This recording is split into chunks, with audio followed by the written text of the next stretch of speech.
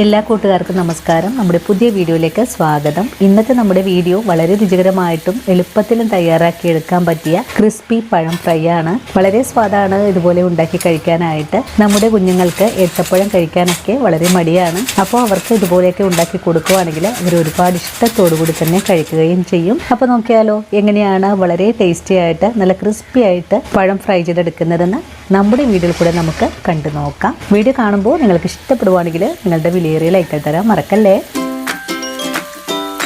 ഇനി നമുക്ക് ഏത്തപ്പഴം വെച്ചിട്ട് നല്ലൊരു സ്നാക്ക് തയ്യാറാക്കാം. ഇതിനായിട്ട് ഞാനിവിടെ 4 അധികം പഴുക്കാത്ത ഏത്തപ്പഴമാണ് എടുത്തിട്ടുള്ളത്.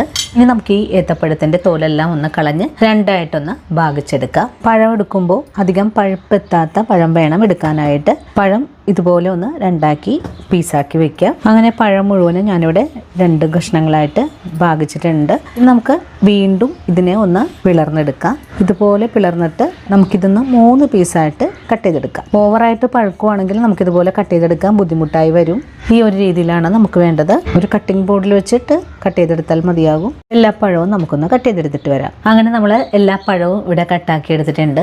ഇതുപോലെ നീളത്തിലാണ് കട്ട് ചെയ്തെടുത്തിട്ടുള്ളത്. അങ്ങനെ നമ്മുടെ പഴം കട്ട് ചെയ്ത് കഴിഞ്ഞാൽ പിന്നെ നമുക്കിതിലേക്ക് ഒരു മാരിനേഷൻ ഉണ്ട്. ആദ്യമേ നമുക്കിതിലേക്ക് കുറച്ച് മഞ്ഞൾപ്പൊടി ചേർക്കാം. 1 സ്പൂൺ അളവിൽ കാശ്മീരി മുളക് പൊടി ചേർക്കാം. 1/2 കപ്പ് അളവിൽ റവ ചേർക്കാം. 3 സ്പൂൺ അളവിൽ വറുത്ത അരിപ്പൊടി, പിഞ്ചളവിൽ ഉപ്പ് ചേർക്കാം. ഇനി നമ്മുടെ കൈ ഉപയോഗിച്ച് നല്ലതുപോലെ ഇളക്കി ഒന്ന് മിക്സ് ചെയ്തെടുക്കാം. ഈ സമയത്ത് ഇതിലേക്ക് വെള്ളമൊന്നും ഒഴിച്ചു കൊടുക്കരുത്. എല്ലാ കഷ്ണങ്ങളിലേക്കും ഇതുപോലെ നല്ലോണം തന്നെ പൊടിയൊന്ന് മിക്സ് ചെയ്തെടുക്കാം. അങ്ങനെ നമ്മുടെ പഴം ഞാനിവിടെ നല്ലപോലെ തന്നെ മിക്സ് ചെയ്തെടുത്തിട്ടുണ്ട്. ഇനി നമുക്ക് ഉടൻ തന്നെ ഇതൊന്ന് ഫ്രൈ ചെയ്ത് കൂടി എടുക്കാം. നമുക്ക് ഈ പഴം റെസ്റ്റ് ചെയ്യാനൊന്നും വെച്ച് കൊടുക്കേണ്ട ആവശ്യമൊന്നും തന്നെ ഇല്ല.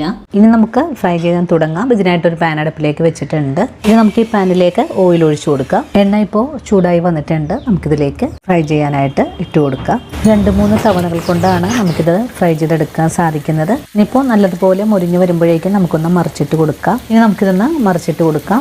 2 ഭാഗവും നല്ല ക്രിസ്പി ആയിട്ട് കിട്ടണം. അതുവരെയാണ് നമുക്ക് ഒന്ന് ഫ്രൈ ചെയ്തെടുക്കേണ്ടത്. നമ്മൾ ഇതിനു മുമ്പും ഇതുപോലെയുള്ള ഒരു വീഡിയോ ചെയ്തിട്ടുണ്ട്. അതുപോലെ ഈ ഒരു രീതിയിൽ തന്നെ നമ്മൾ ചിക്കൻ ഫ്രൈ ചെയ്തിട്ടുണ്ട്, ചെമ്മീൻ ഫ്രൈ ചെയ്തിട്ടുണ്ട്. ഇനിയിപ്പോൾ ഈ ഒരു രീതിയിലും കൂടെ നിങ്ങളൊന്ന് ട്രൈ ചെയ്ത് നോക്കണേ. ഇടയ്ക്കിടയ്ക്ക് നമുക്കിതുപോലെ ഒന്ന് മറിച്ചൊക്കെ ഇട്ട് കൊടുക്കണം. 2 ഭാഗവും നല്ല ക്രിസ്പി ആയിട്ട് വരുമ്പോഴേക്കും നമുക്ക് എണ്ണയിൽ നിന്നും കോരി മാറ്റാം. നമുക്കിതൊരു 2-3 തവണകൾ കൊണ്ടാണ് ഫ്രൈ ചെയ്തെടുക്കാൻ സാധിക്കുന്നത്. നിത്യവും നമ്മൾ ഏത്തപ്പഴമൊക്കെ നമ്മുടെ കുട്ടികൾക്കൊക്കെ കൊടുക്കുന്ന സമയത്ത് ഇതുപോലെ ഒന്ന് തയ്യാറാക്കി അവർക്ക് കൊടുത്തു നോക്കണേ. അവരൊരുപാട് ഇഷ്ടത്തോടു കൂടി തന്നെ കഴിക്കുകയും ചെയ്യും. ഇപ്പോൾ നല്ല മൂത്ത് നല്ല സ്മെല്ലൊക്കെ ആയി വന്നിട്ടുണ്ട്. നമുക്കുടൻ തന്നെ എണ്ണയിൽ നിന്ന് കോരി മാറ്റാം. എണ്ണയെല്ലാം നല്ലതുപോലെ ഇപ്പോൾ പോയിട്ടുണ്ട്. നമുക്കൊരു അരിപ്പ പാത്രത്തിലേക്ക് മാറ്റാം.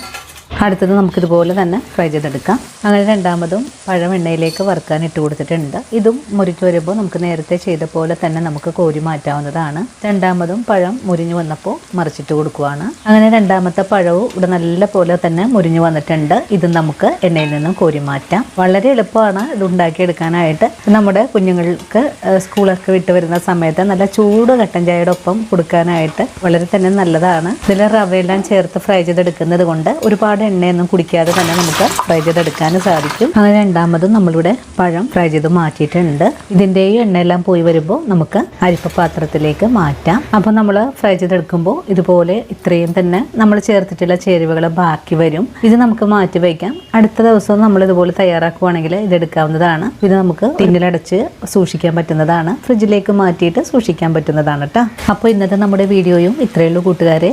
ഈ ഒരു വീഡിയോയും കണ്ടിട്ട് എല്ലാ കൂട്ടുകാരും വീടുകളിൽ തയ്യാറാക്കി നോക്കണം. തയ്യാറാക്കി നോക്കുമ്പോൾ നിങ്ങൾക്ക് ഈ ഒരു റെസിപ്പിയുടെ സ്വാദ് ഇഷ്ടപ്പെടുവാണെങ്കിൽ തീർച്ചയായിട്ടും നമ്മുടെ പേജ് ഒന്ന് ഫോളോ ചെയ്യാനും വീഡിയോ കുറിച്ചുള്ള അഭിപ്രായങ്ങൾ കമൻസ് ആയിട്ട് അറിയിക്കാനും, വീഡിയോ കാണുമ്പോൾ നിങ്ങൾക്ക് ഇഷ്ടപ്പെടുവാണെങ്കിൽ ഇന്ന് നിങ്ങൾക്ക് കിട്ടിയ ഈ ഒരു അറിവ് നിങ്ങളുടെ കൂട്ടുകാരിലേക്ക് ഒന്ന് ഷെയർ ചെയ്ത് കൊടുക്കാനും മറക്കരുത്. അപ്പോൾ ഇനിയും നല്ലൊരു വീഡിയോ ആയിട്ട് താഴെ കാണാം. അതുവരെ ഒത്തിരി സ്നേഹത്തോടെ വീണ്ടും കാത്തിരിക്കുക.